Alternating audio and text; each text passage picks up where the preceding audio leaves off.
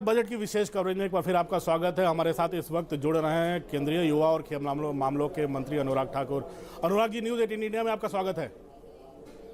अमिताभ बोल रहा हूँ। धन्यवाद, बहुत बहुत आभार जी। अमिताभ जी, कैसे हैं आप? बढ़िया अनुराग जी। अब देखिए, आज सब कुछ चारों तरफ फील गुड का माहौल लग रहा है, क्योंकि कई लोगों ने पहले 20 साल पहले ड्रीम बजट का नाम दिया, कुछ बजट ने रिफॉर्मिस्ट बजट का नाम दिया, लेकिन एक ऐसा बजट है जिसमें कहा जा रहा है कि एक एक्सेप्शनली बैलेंस्ड बजट है। क्या कहेंगे आप?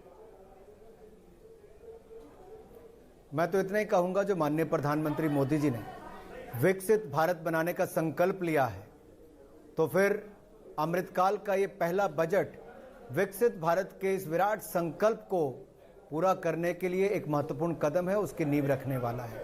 मैं तो ये कहूंगा अमिताभ जी, ये गांव का, गरीब का, किसान का, नौजवान का, महिला मजदूर का और मध्यम वर्ग का ये बजट है। सभी वर्गों के लिए खुशियों वाला बजट है, और ये तो समावेशी भी है, पारदर्शी भी है, दूरदर्शी भी है। इसमें अमृत काल का पहला बजट बताया जा रहा है और 2047 में एक विकसित भारत की कल्पना की जा रही है।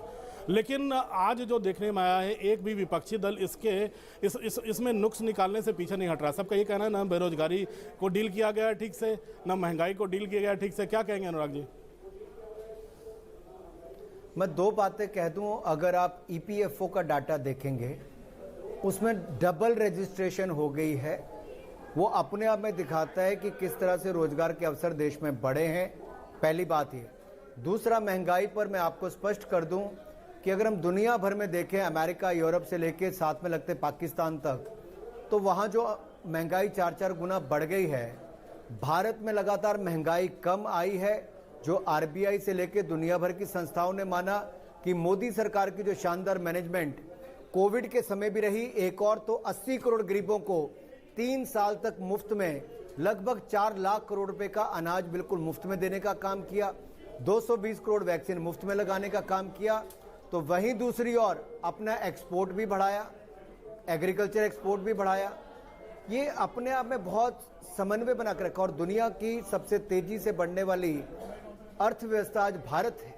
और इस बजट में भी दिखाया गया कि किस तरह से, और आप सबको 7% के लगभग हमारी देश की अर्थव्यवस्था बढ़ेगी। तो विपक्ष के पास कुछ नहीं है आज कुछ कहने के लिए। मैं उनसे पूछना चाहता हूं, रेलवे का 2013-14 के मुकाबले 9 गुना ज्यादा बजट बढ़ा है। 2,40,000 करोड़ का बजट हुआ है। कैपिटल एक्सपेंडिचर, उसमें 7,30,000 करोड़ का बजट पिछले बार था। इस बार का आउटले 10 लाख करोड़ रुपया है। 33% की वृद्धि है। पीएम आवास योजना, हमने 3.25 करोड़ गरीबों को पक्के मकान अब तक बनाकर दिए। लखपति बनाने का काम 3.25 करोड़ किसानों को किया। अब उसमें 66% की वृद्धि की है। 79,000 करोड़ रुपए हमने बजट पीएम आवास योजना में रखा है। इसी तरह से किसानों के लिए कृषि क्रेडिट योजना के अंतर्गत 20 लाख करोड़ रुपए का प्रावधान रखा है अमिताभ जी। उसमें पशुपालक हो, डेयरी हो, मत्स्य पालन हो, इनको लाभ मिलेगा। तो उससे क्या होगा, हमारा मछुआरा हो, दूध उत्पादक वाला हो, उसको कमाई के साधन मिलेगा। तो वहीं पर सस्टेनेबल ग्रोथ की हम बात करते हैं। सस्टेनेबल, बस एक लास्ट लाइन, सस्टेनेबल डेवलपमेंट में भी हम ग्रीन इकोनॉमी की बात करते हैं, ग्रीन इंफ्रास्ट्रक्चर की बात करते हैं, ग्रीन ग्रोथ की बात करते हैं, तो वहीं से ग्रीन जॉब्स का भी निर्माण होता है। तो ये सस्टेनेबल ग्रोथ भी मोदी सरकार ही देने का काम करती है, क्योंकि भारत को ग्लोबल हब हम ग्रीन हाइड्रोजन का बनाएंगे। उसमें 8 लाख करोड़ का इन्वेस्टमेंट आएगा। तो वहीं पर रिन्यूएबल एनर्जी हम लद्दाख से लेकर देश में लाने के लिए 19,000 करोड़ का प्रावधान किया है। तो ग्रीन हब हम इसको अपना श्री अन्ना योजना की बात हो तो उसमें भी हम मिलेट को प्राथमिकता दे रहे हैं। और गोवर्धन को भी 500 सेंटर ऐसे बनाएंगे जहां वेस्ट टू एनर्जी का काम करेंगे। अनुराग जी, आज जब वित्त मंत्री जब अपना बजट पढ़ रही थी, तो उस समय देखा जा रहा था कि जितने भी मंत्री हैं वो जब भी मौका मिल रहा था मेज जरूर थपथपा रहे थे, यानी कि हर किसी के मंत्रालय को उसके मन मुताबिक मिला। आप भी युवा और खेल मामलों के मंत्री हैं। प्रधानमंत्री ने कहा युवा हमारी सबसे बड़ी वरीयता होंगे। वित्त मंत्री कहती है जो 4 मुख्य एम्फेसिस हैं उसमें महिलाओं के साथ साथ युवा भी एक प्रमुख हैं। क्या लगता है इस बार युवा मंत्रालय फिट इंडिया से लेकर हर चीज़ युवाओं के लिए, युवाओं के रोजगार के लिए बहुत आगे, बहुत करने के लिए बजट में काफ़ी कुछ है? देखिए, मैं तो प्रधानमंत्री नरेंद्र मोदी जी का धन्यवाद करता हूं, वित्त मंत्री निर्मला जी का धन्यवाद करता हूं किस बजट में भी युवाओं को ऊपर बहुत केंद्रित किया गया। प्रधानमंत्री कौशल विकास योजना 4.0, इसमें किन को शामिल किया गया? फ्यूचर वर्क्स को। भविष्य में किस तरह से आर्टिफिशियल इंटेलिजेंस होंगे, इंटरनेट ऑफ थिंग्स होंगे, मशीन लर्निंग होगा, कोडिंग होगा, 3D प्रिंटिंग होगा, इस तरह की स्किल्स देने का काम किया जाएगा। और फिर 30 स्किल इंडिया इंटरनेशनल सेंटर्स खोलने का काम देश भर में किया जाएगा। 3 इंटरनेशनल स्किल सेंटर्स हम आर्टिफिशियल इंटेलिजेंस के खोलेंगे। 47 लाख युवाओं को हम स्टाइपेंड देने का काम करेंगे अगले 3 वर्षों में। इसका मतलब युवाओं को हैंड होल्डिंग करने का काम किया। वहीं पर 157 नर्सिंग कॉलेजेस वहां पर खोलेंगे, जहां पर अभी मेडिकल कॉलेज हमने पिछले 5 वर्षों में खोले हैं। यही नहीं अमिताभ जी, मेरे अपने युवा कार्यक्रम और खेल विभाग का बजट 11% की वृद्धि करके 3397 करोड़ किया गया है। खेलो इंडिया जैसी योजना के लिए 1000 करोड़ रुपए का प्रावधान किया गया है। और युवाओं के लिए रोजगार के अवसर, जब आप 10 लाख करोड़ रुपया एग्रीकल्चर इस पे कैपिटल एक्सपेंडिचर पे खर्च करेंगे, 2,40,000 करोड़ रुपया रेलवे के लिए खर्च करेंगे, 79,000 करोड़ रुपया आप प्रधानमंत्री आवास योजना पर खर्च करेंगे और एग्रीकल्चर के लिए या डेयरी के लिए 20 लाख करोड़ का प्रावधान करेंगे, तो इन सभी योजनाओं में युवा को ही लाभ मिलने वाला है। प्रशिक्षण से लेकर रोजगार स्वरोजगार के अवसर युवाओं को ही मिलने वाले हैं। मैं तो कहूंगा ये सस्टेनेबल डेवलपमेंट जो है, ये हमारी green economy, green infrastructure, green growth से ग्रीन जॉब्स की ओर ही लेके जाएगी। अनुराग जी, पिछले 8 सालों में देखा गया है कि खेल मंत्रालय और हमारे खिलाड़ी दुनिया भर में काफ़ी नाम कमा रहे हैं, काफ़ी अच्छा नाम कर रहे हैं, और सरकार भी और आपका मंत्रालय भी उन खिलाड़ियों को आगे बढ़ाने में कोई कसर नहीं छोड़ रहा। उनको स्टाइपेंड देना हो, उनके ट्रेनिंग का मामला हो, उनके विदेशों में जाकर ट्रेनिंग देने का मामला हो, तो क्या इसमें और बढ़ोतरी की जाएगी और हम उम्मीद करें कि आने वाले दिनों में हमारे खिलाड़ी इससे भी बेहतर परफॉर्म करेंगे बजट के बाद? देखिए, खेलो इंडिया योजना को पहले माननीय प्रधानमंत्री जी ने 3200 करोड़ रुपए की मंजूरी भी दे दी है। अगर आप 2014 में देखें तो 860 करोड़ रुपए का बजट था, जो बढ़कर अब 2300 करोड़ रुपए से ज़्यादा का हो गया, 2400 करोड़ के लगभग हो गया है।